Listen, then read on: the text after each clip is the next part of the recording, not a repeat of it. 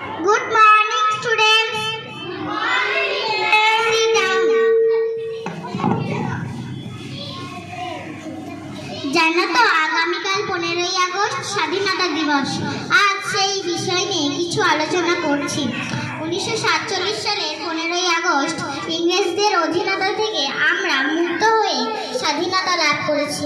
কত বীর শহীদ রক্ত ঝরিয়েছে এই দেশ স্বাধীন করতে, তবেই না আমরা অমানসিক অত্যাচার থেকে রক্ষা পেয়েছি।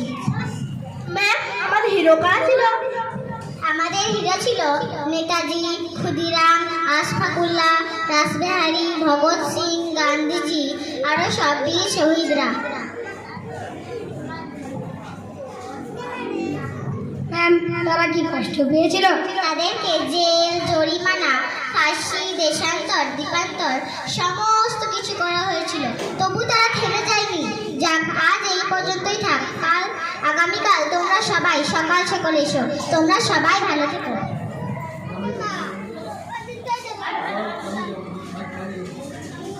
তাই পরবর্তী ঘটনা তার স্বপ্নের মধ্যেই হবে এবং সে অভিনয় করবে। প্রথমে সে ক্ষুদিরামকে দেখতে পাবে। ক্ষুদিরাম একটা বোমা হাতে নিয়ে প্রবেশ করবে। বন্দে মাতরম, বন্দে মাতরম, বন্দে মাতরম। বন্দে মাতরম। ও ক্ষুদিরাম ভাই, তুমি কোথায় ছুটেছো? আমি যাব মুজফ্ফরপুর। কেন?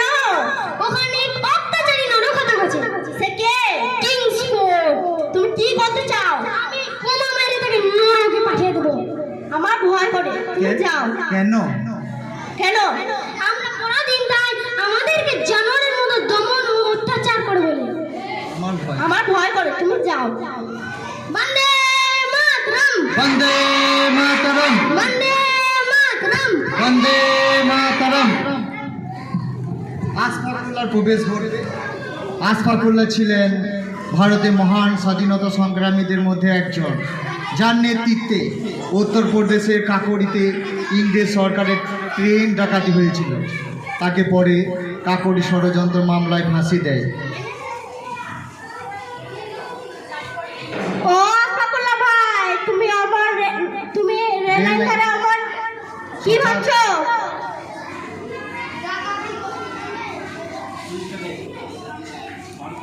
ডাকাতি করব। ডাকাতি? এ কাজ তো বড় অন্যায়ের কাজ।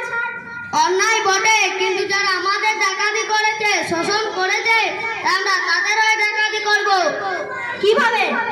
আমাদের যেই টাকা অন্যায়ভাবে শোষণ করেছে শয়তান ইংরেজ সরকার, সে টাকা কাকড়ি হয়ে টেনে আসবে। আমরা ভারত মাতার সন্তান হয়ে সে টাকা ডাকাতি করব। তাতে কি হবে? এই ডাকাতি ফলে ইংরেজ সরকারের অর্থনৈতিক ক্ষতি হবে। তোমাদের সালাম ভাই। তোমাদের মতো বীর সন্তানদের পক্ষে এই কর্ম সম্ভব।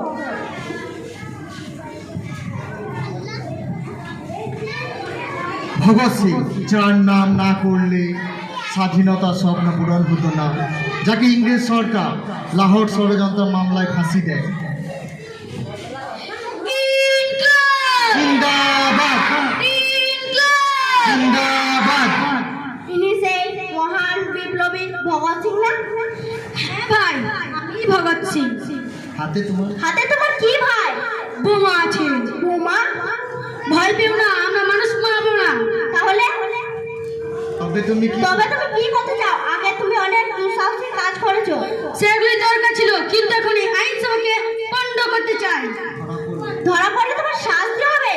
আমরা হলাম ইংরেজ সরকারের শত্রু, আমাদেরকে কি ফুলের মালা দেবে ভাই? না ভাই, কিন্তু ফাঁসির মালায় তোমার জন্য ফুলের মালা। তোমরা কাজ করো, আমি যাই।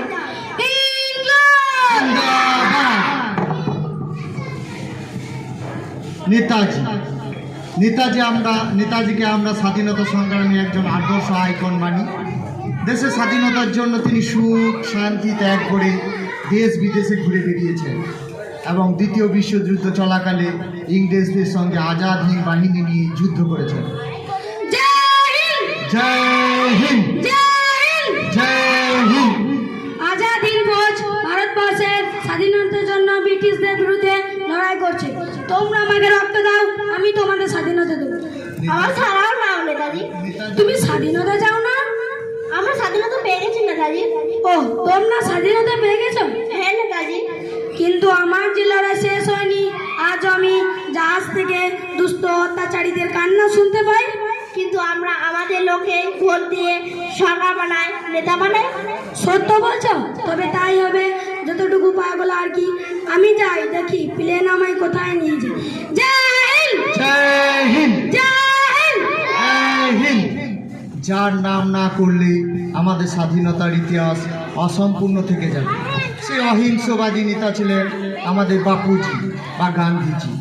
তার মন এখন নানা ঘটনায় ভারাক্রান্ত।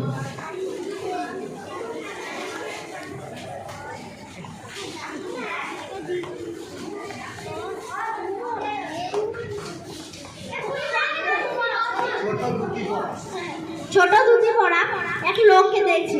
গান্ধীজি তো? যাই দেখি। মনটা খুব খারাপ, যাই একটু প্রার্থনা করে আসি। কেন মন খারাপ গান্ধীজি? ইংরেজ সরকারের চক্রান্তে শেষ পর্যন্ত দেশ এক রাখা যাবে না হচ্ছে। এই তো দাঙ্গা বিধ্বস্ত, বাংলা থেকে ফিরে এলাম। কি হবে? ইংরেজ সরকার দেশকে ভাগ করে দুর্বল করতে চায়, আর আমরা সেই চক্রে পা দিয়েছি। তাহলে আমরা আন্দোলন নামে? আগের মতো সেই চেষ্টা নেই, মনে বলাও কমে এসেছে। আপনার সেই অহিংস নীতি সারা বিশ্বে প্রশংসিত, যাতে ইংরেজ সরকারের ভিড় লড়ে গিয়েছিল। সব কিছু হতে পারে, সব কিছু হতে চাই, প্রার্থনায়